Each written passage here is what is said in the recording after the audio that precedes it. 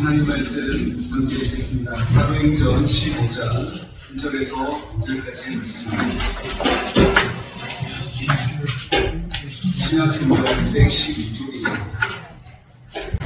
어떤 사람들이 유대로부터 내려와서 형제들을 가르치되 너희가 모세의 법대로 할례를 받지 아니하면 너희 구원을 받지 못하리라 하니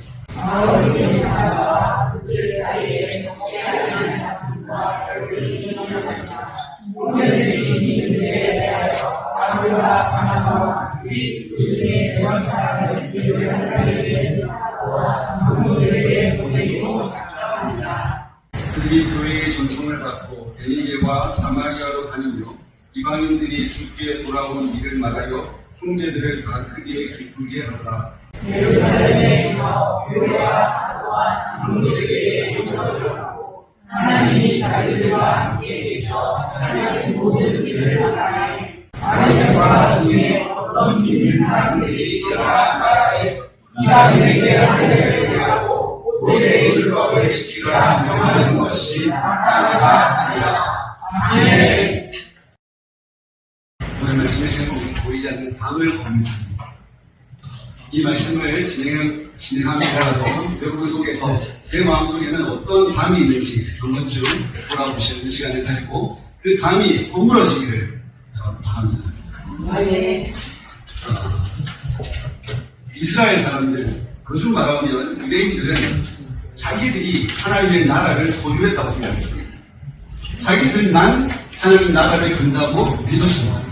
두 가지를 했기 때문에 하나는 남자들 같은 경우에 태어난 지 8일 만에 무엇을 했을까요? 할례를 했습니다. 이거 잘 아십니다. 할례를 했습니다. 그리고 겉으로 행위로는 율법이라는 것을 철저하게 지켜났습니다. 그리스도를 믿는 사람들 중에 대다수가 처음에는 유대인들이었습니다. 그래서 이것은 예수 믿으면서 당연히 하는 것이었습니다. 예수 믿으면서 태어났는데 8일이 되면 아이들이 있으면 할례를 시키고 또 하나님의 말씀을 율법을 철저히 지켜 나가는 것, 이것은 그리스도인이라 할지라도 누구나 다 하는 것이었습니다. 문제는 상황이 조금 바뀌었을 때였습니다. 유대인들만 예수를 믿는 것이 아니라 유대인 말고 이방인들도 예수를 믿게 됐습니다. 스데반이라는 사람이 있었습니다. 그 사람은 초대 교회 때에 교회가 세운 7명의 집사 중 한 명이었습니다. 그가 하나님의 복음을 전하다가 오래 맞아 죽었습니다.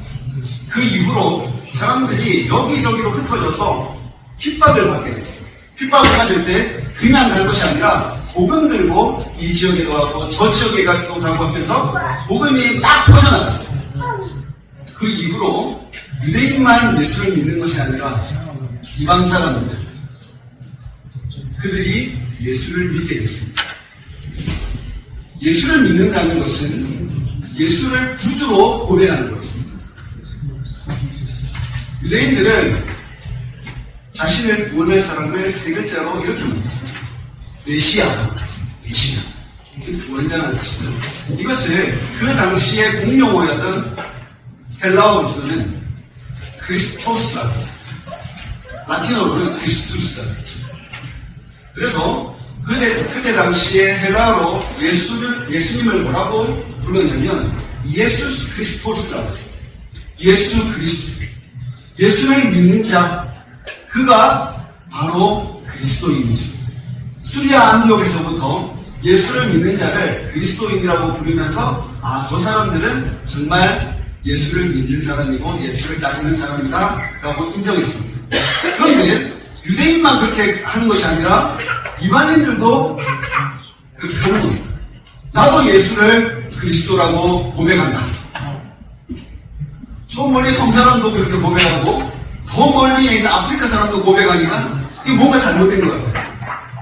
원래 하나님의 나라는 누구의 것입니까? 유대인의 것이라고 생각했습니다. 그런데 유대인이 아닌 사람도 하나님의 나라가 자기들 거랍니다. 복음에는 뭐라고 했냐면 예수를 믿으면 천국에 가요. 할례를 하지 않아도 율법을 하지 않아도 율법을 지키지 않아도 예수 믿으면 천국 간답니다. 유대인들은 인정할 수가 없었습니다. 그런데 복음은 단순 명료했습니다. 예수 믿으면 천국 간다. 그 말만 철떡같이 믿고 온 이방 사람들이 예수 믿으라고 왔습니다. 근데 누가 배척했을까요? 오늘 본문을 보니까 유대에서 사람들이 와서 그거 잘못됐다고 이야기합니다. 아무리 이방인이라 할지라도 할례를 해야 합니다. 아무리 이방인이라 할지라도 유대인들이 읽고 있는 성경에 기록되어 있는 율법들, 하라 하지 말라 되어 있는 모든 것을 다 지켜야 된다. 이방인들은 미칠 것 같아요. 유대인들은 편안하게 하는 건데 이방인들은 미칠 것 같습니다. 우리나라 사람들 한번 생각해 보십시오. 우리나라도 여러 가지 법들이 많습니다. 어른들이 숟가락 떠야지 그 밑에 사람이 숟가락 떼지 않습니까? 이런 법칙들이 있는데 성경에는 너무너무 많아요. 이걸 어떻게 다 지킵니까? 못 지키겠다는 거죠. 바울과 바나바라는 이 선교사들은 그거 안 지켜도 된다. 하나님을 믿으면 된다.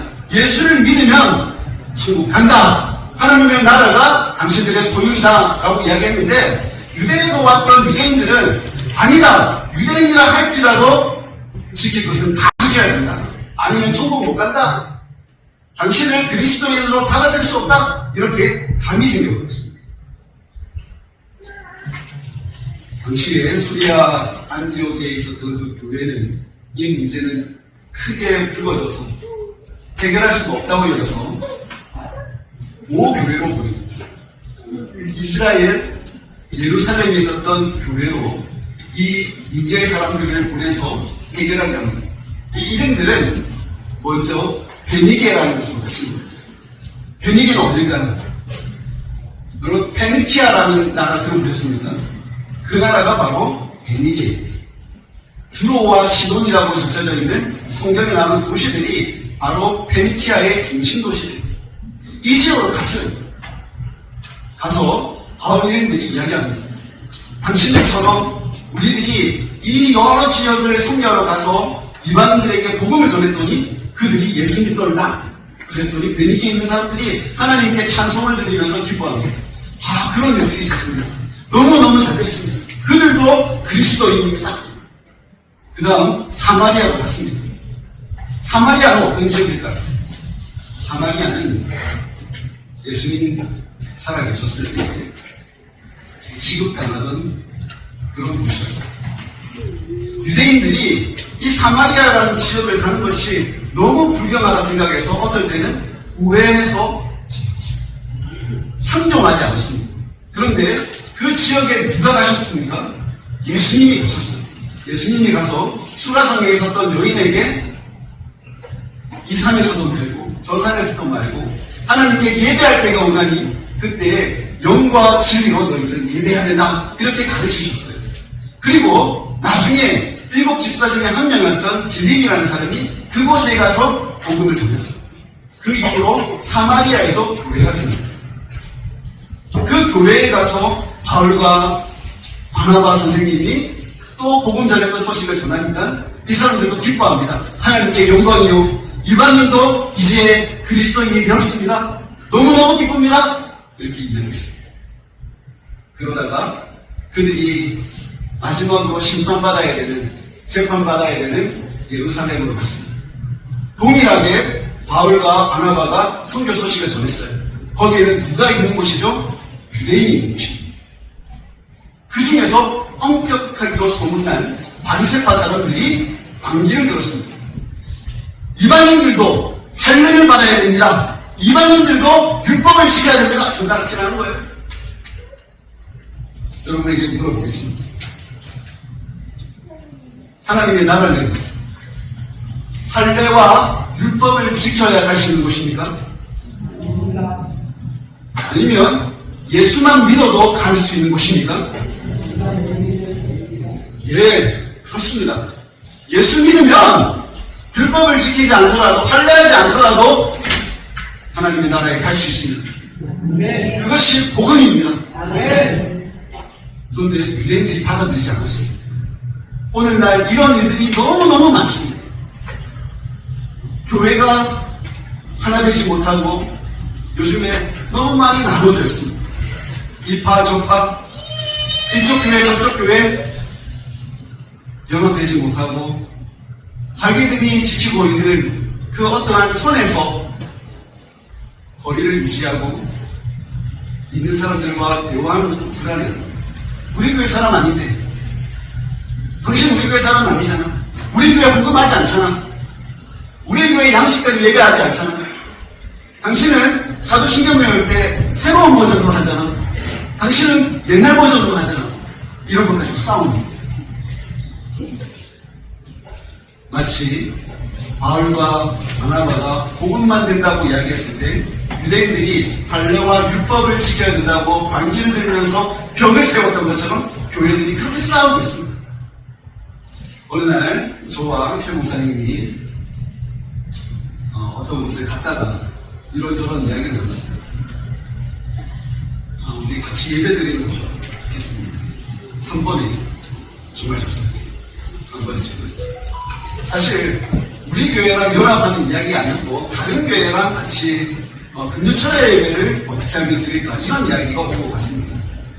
그러다가 갑자기 저한테 금요철야 예배 어떻습니까? 우리 교회는 금요철야 예배 두 달에 한 번 합니다. 그리고 얘기하지 않습니다. 그 이야기를 해서 금요철야 예배는 컨셉이 맞지 않았고 오후 예배 때 같이 찬양으로 연합이 되고 같이 기도하는 시간 가지면 어떻겠습니까? 그렇게 해서 작년에 우리 교회에서 한 번 했고 이번은 또 이곳에서 한 번. 할 때마다 은혜가 넘쳐요. 하나님께서 왜 이렇게 은혜의 시간을 주시는가? 다른 이익 고려하지 않고 다른 율법 고려하지 않고 할례 이런 거 고려하지 않고 복음으로 하나 되기 때문입니다. 우리가 주 안에서 예수 믿으니까 가족인 것입니다. 당신이 장로요, 당신이 권사요 이런 거 필요 없어요. 당신이 목사이기 때문에 이런 거 필요 없어요. 주 안에서 우리는 그냥 가족입니다. 예수 믿고 나중에 천국 가서 같은 집에서 살기 때문인 것입니다. 우리의 아버지는 한 분이십니다. 하나님 아버지 한 분이십니다. 그렇다면 우리는 싸우지 않고 서로를 존중하고 사랑해야 될 것입니다. 여러분 그렇게 사랑하시겠습니까? 그분들에게 하나님의 은혜가 있을지어다. 기도하겠습니다.